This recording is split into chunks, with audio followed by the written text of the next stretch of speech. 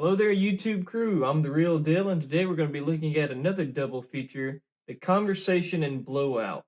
And I guess I'll introduce these movies in the most obvious way. The first is a Francis Ford Coppola feature that he put out between Godfather Part 1 and Part 2. And then there is De Palma's. If you don't know who he is, he put out the first Mission Impossible, he put out Carrie, he put out Untouchables. So they're both really good. And John Travolta's performance in Blowout is actually what kept him in Tarantino's mind when he made Pulp Fiction. Now, both of these films are about a guy who professionally records sound and becomes enthralled in a conspiracy surrounding his latest recording. On the conversation side, Gene Hackman plays a professional wiretapper, while on the Blowout side, John Travolta plays currently a sound editor for B movies, and both of the men are haunted by a past traumatic event. Now, I'd wager that Blowout is the more accessible of the two movies. It follows a three-act structure pretty nicely, so it's more driven by a plot than The Conversation is. It also contains a traditional romance in it, which it helps it hit more quadrants. The Conversation, I'd say, is more character driven and subdued. Definitely has less broad appeal, but it's very masterful. I mean, it's done by Coppola in the 70s. Like, give it a chance. As previously stated, both films are helmed by masterful, skillful directors. There is the occasional outdated effect, like you'll see in The Conversation. There's a animated take on a split diopter shot. Explain what a split diopter shot is. There's two ways to get it. There's the actual mechanical way, and then there's an editorial way. The mechanical way is to either use two cameras or use a specialized lens. It's actually two lenses. That's where you get the split diopter name from, and it allows you to get a different focal length on different halves or parts of the image.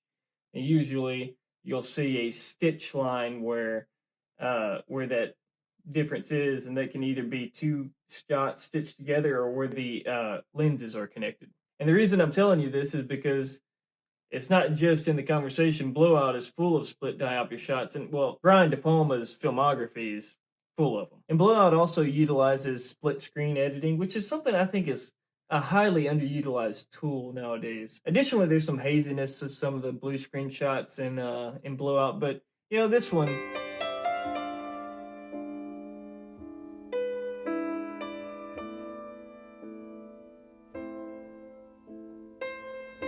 still pretty magical. And both films have a similar editing style when it comes to honing the specific recordings that they have and their memory of what was going on. Like, you see a lot of the same stuff.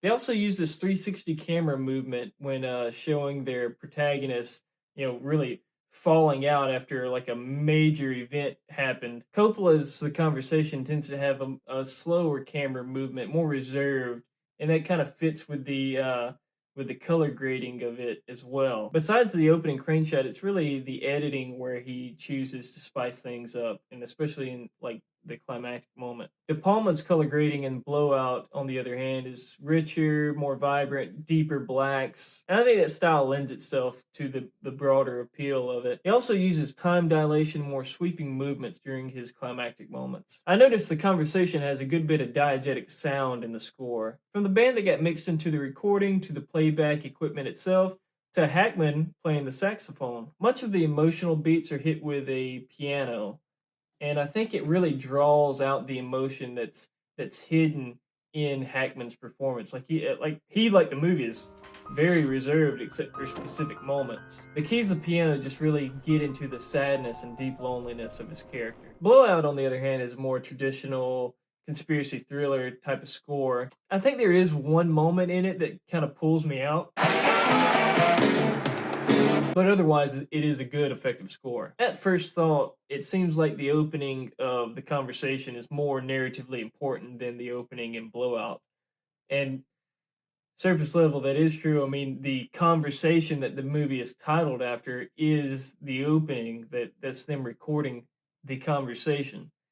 And throughout the rest of the movie, he's listening and tweaking the recording to get the best sound and hear the aspects of it, right? And then the plot of the movie is his clients trying to get the recording from him for the most part.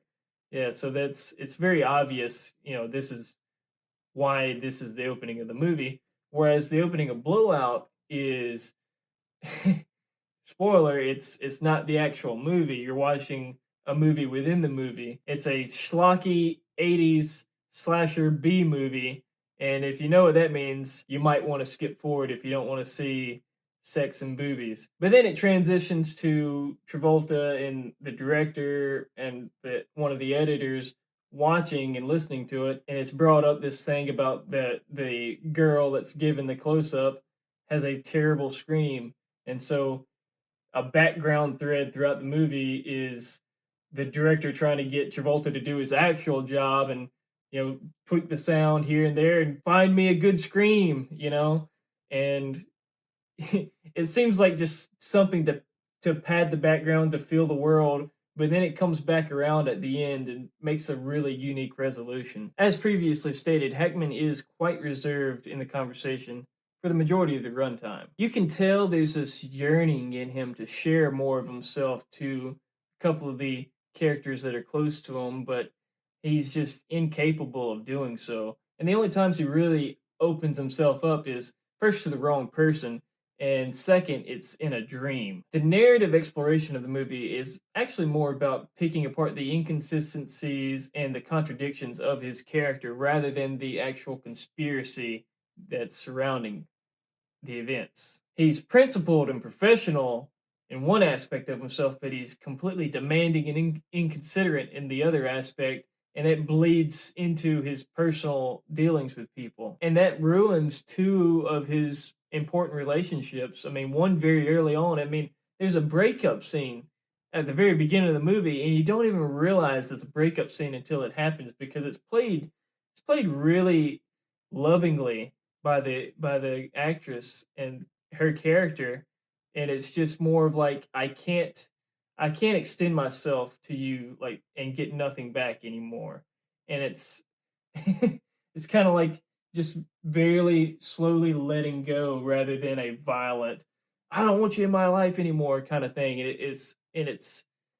It plays very well for the movie, and he wants to consolidate his work to just be a job. Like he doesn't want to know anything more than he needs to know. But because of his past and he's getting certain cues, and now he starts to get emotionally involved in what his job is now, and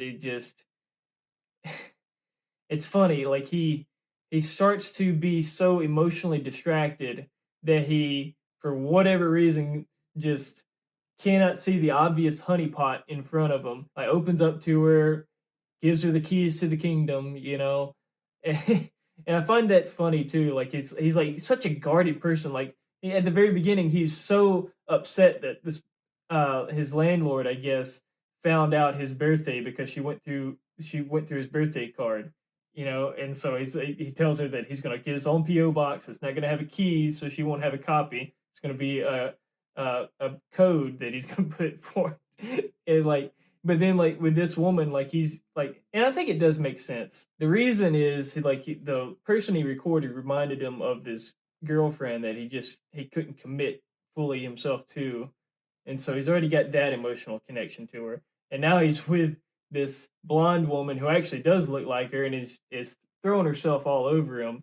And when you listen to his conversation, he's all he's thinking about is her. So it does make sense that he's vulnerable in this state. And that extends itself beyond this portion of the movie. It extends itself to the entirety of the story because he's so emotionally distracted by his past and what may be happening in his present that he completely misreads who the actual victim of this scenario is. He's the best in his field, but he gets duped by what's obvious in front of him. Travolta's Jack, on the other hand, is a decidedly open character, from sharing his past to sharing who he is to, you know, wanting to connect to, wanting to run away, but he's got to finish this, to wanting to share the truth. It's actually Nancy Allen, his co-lead, who's the more withholding one in this.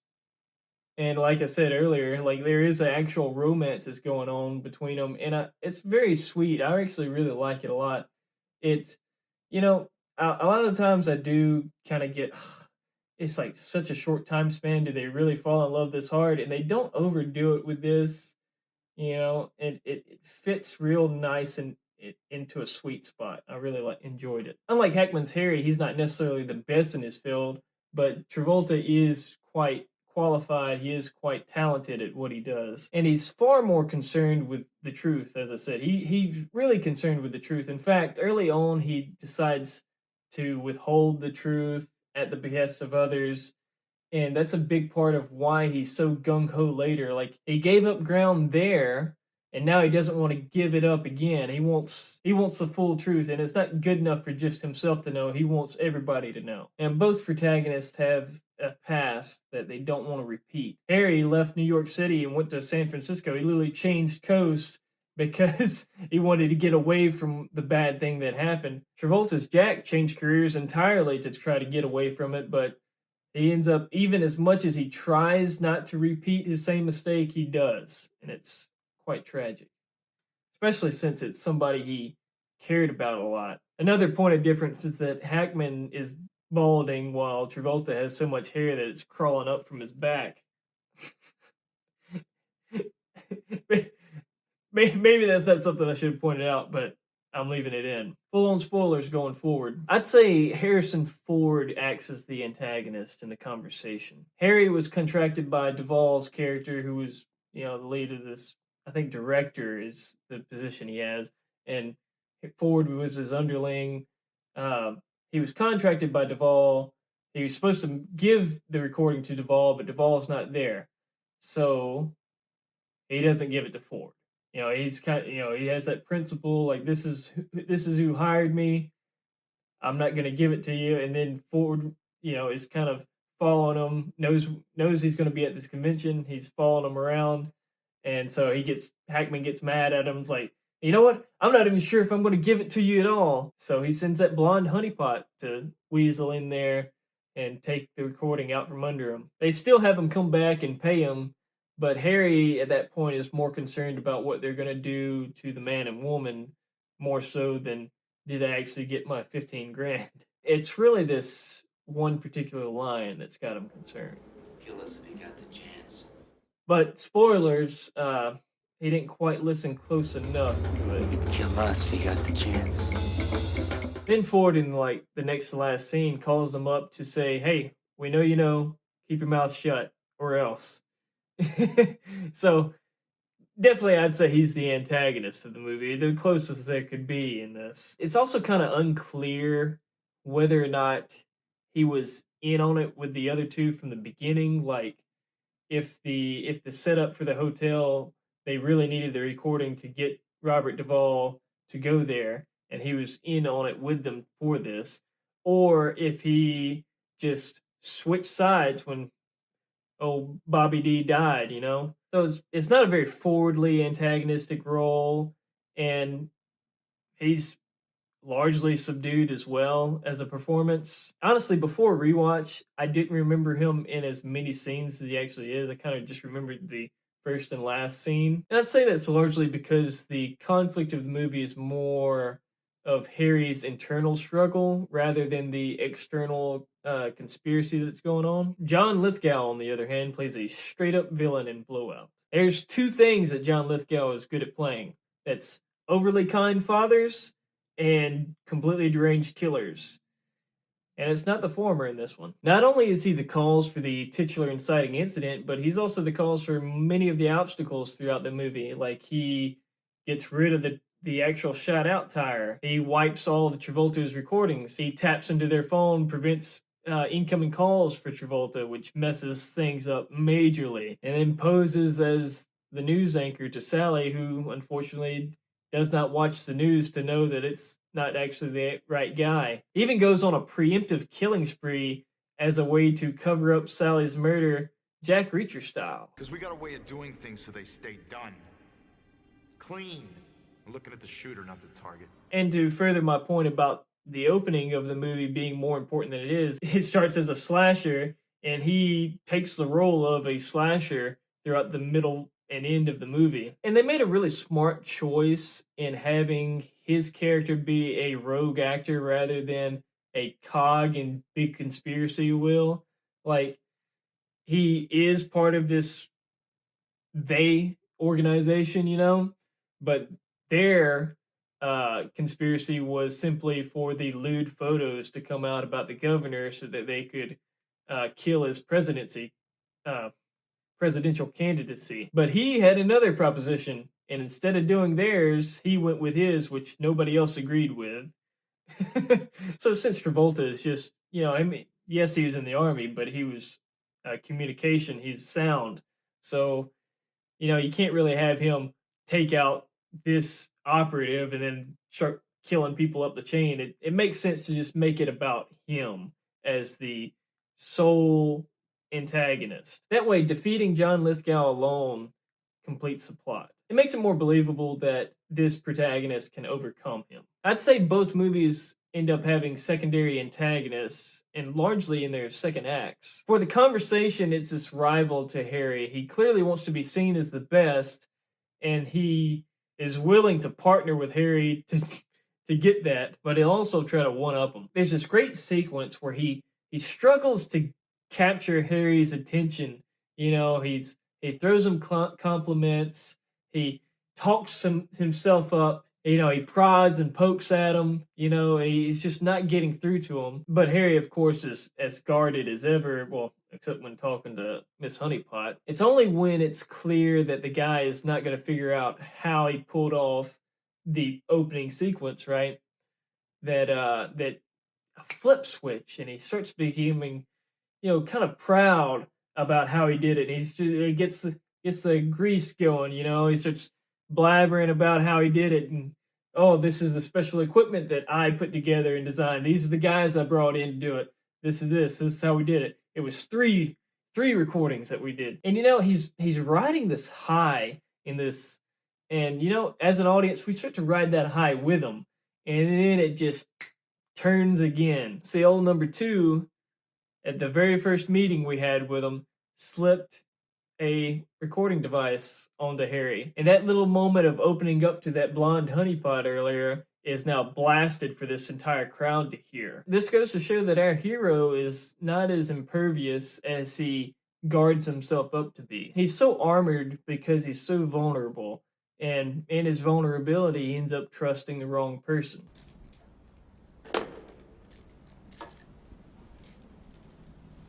Bitch. Blowout has two secondary antagonists. One is the broader institutional. Like you have the police, you have the politicians, and they're first of all they're wanting to cover up that Sally was there at all. Because we got to protect his reputation. What good would it do? It's only going to hurt the family. This and that. That's where Jack relents and is like, okay, strike it from the record. She wasn't there. Blah blah blah. But then they're also antagonistic in how unwilling they are to listen to his story. Like, they won't listen to him about the sound that he heard. He says, I heard a pop and then a blowout. And he's like, oh no, you just heard the blowout. Like, no, I heard a pop and then the blowout. And the guy's like, no, all you heard was an echo. It's like, hey, I'm a sound guy. I do sound for a living. I distinctly heard a pop and then a blowout, and I know the difference between that and an echo. And then later he's put together the recording with some pictures from the newspaper, so it's not the best quality imaging. Good enough to see that there was a muzzle flash, and the guy just puts him down the entire time. And then, of course, he's one of those guys, so, oh, you put away some good cops.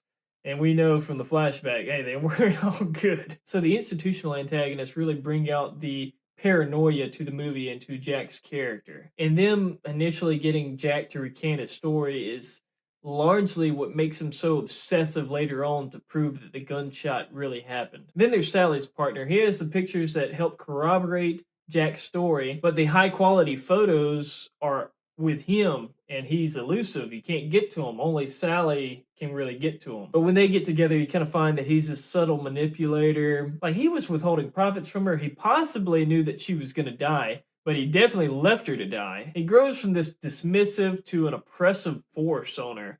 and she has to overcome them. And when she does, she retrieves the photos, and that kind of settles her little conflict with Jack and sets him on the path to exposing the conspiracy to make them both safe. And when I think about it, this character, he kind of reminds me of Paulie from the first Rocky. He's a short round Italian guy who's the kind of comedic relief until he's not, and he's this abusive guy. But in this case, there's no real underlying redemptive qualities to him. He's this obstacle that offers Sally the return to the old bad ways rather than to plunge forward and give the truth.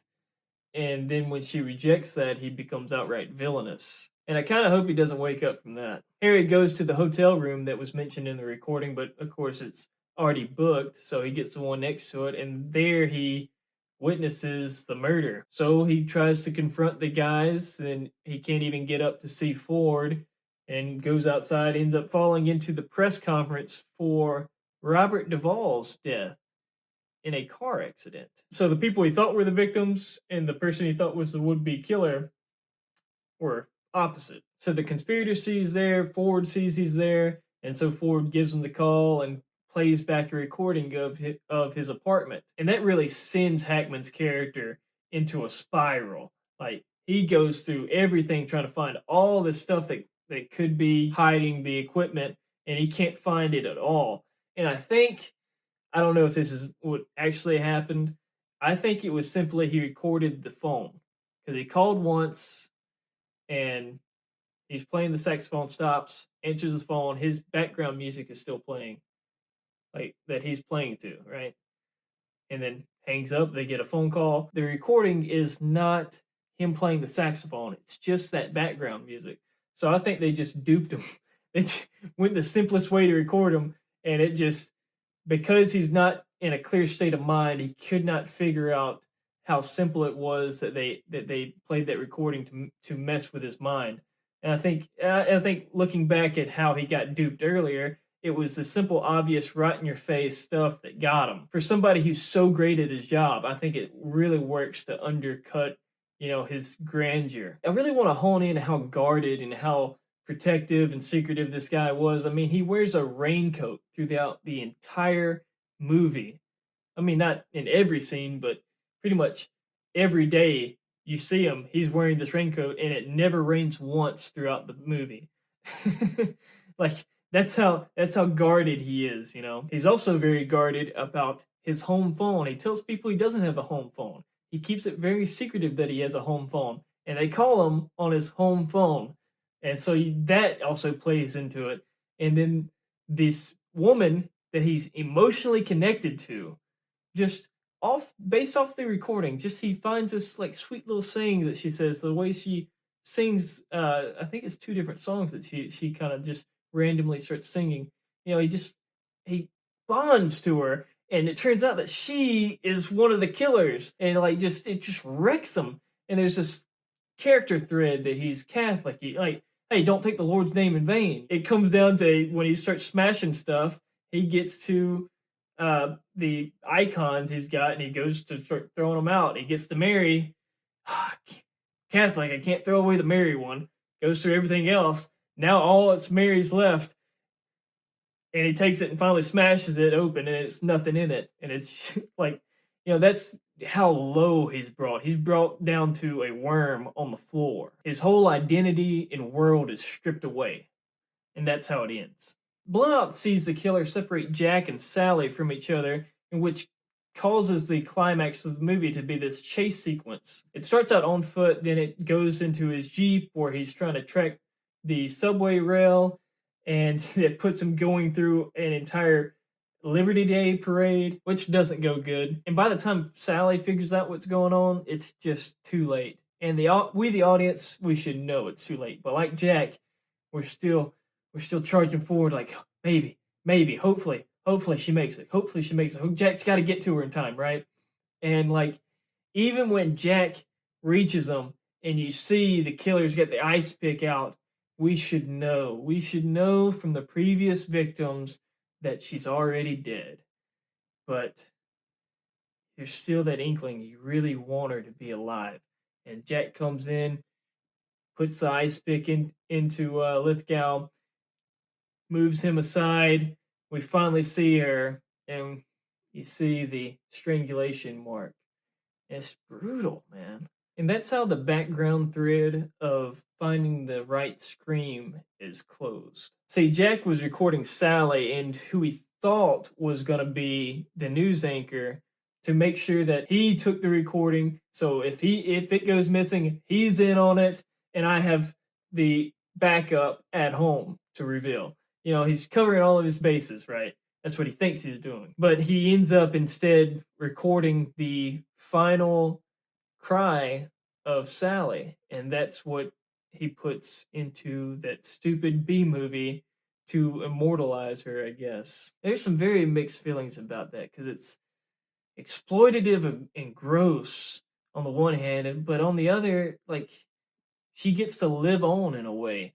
And you can tell that's, you can intuit that's what he wants, but what really helps sell that ending is just how hollowed out and broken he is. You can really tell why this performance stuck with Quentin Tarantino. Like, I think it should stick with a lot of people. Like, you watch this movie, it's like, yeah, John Travolta in Blowout, man. It's put it next to Grease, next to Urban Cowboy, next to what is it?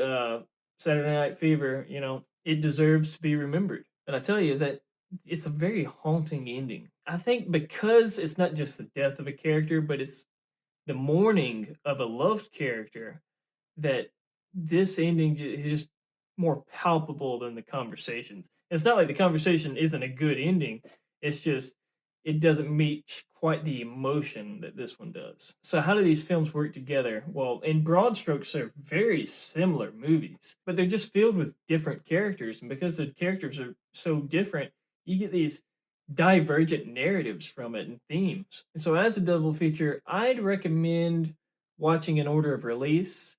That way you see the conversation first and Blowout, because I think the ending with Harry and the conversation kind of primes you for where Travolta's character is at in Blowout. Like, he's had this traumatic event, he's changed jobs, he wants to find a connection with somebody, so I feel like that feeds better into Blowout than Blowout does into the conversation. There's one thing that kind of bothers me about Blowout, and it doesn't, like, it's not really even a nitpick because I have a way that it makes sense to me. Sally is considered the killer of the Liberty Bell killer. Like, she was the last victim. The last victim killed him, and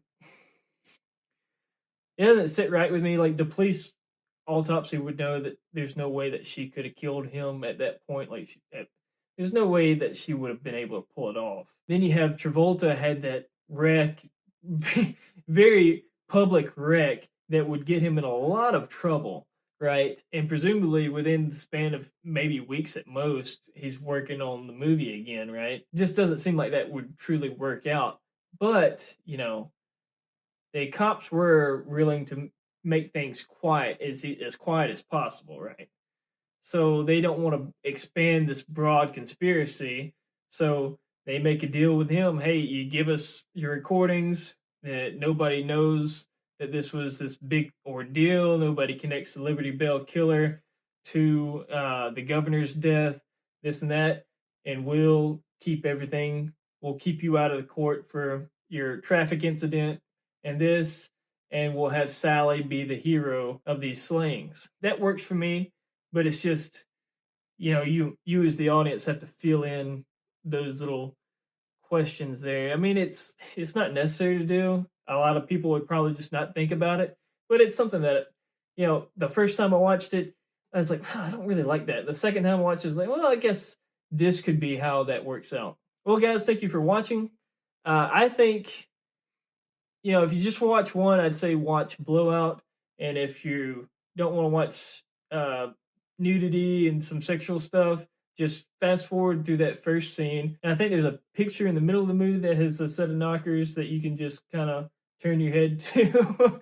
Otherwise, it's just the more appealable movie. I think it's more of a pop aesthetic to it. I just think it's the easier one to get into. The conversation is more one that you have to commit to watch, unless you just really like those slow burn, character focused not very plotty movies, you would, the conversation's right up your alley. But if you're into the more traditional three-act structure with a central villain, Blowout's just more of the movie for you. That's just going to be generally the case. But I do recommend you give the conversation a shot, and especially I think they work really well as a double feature.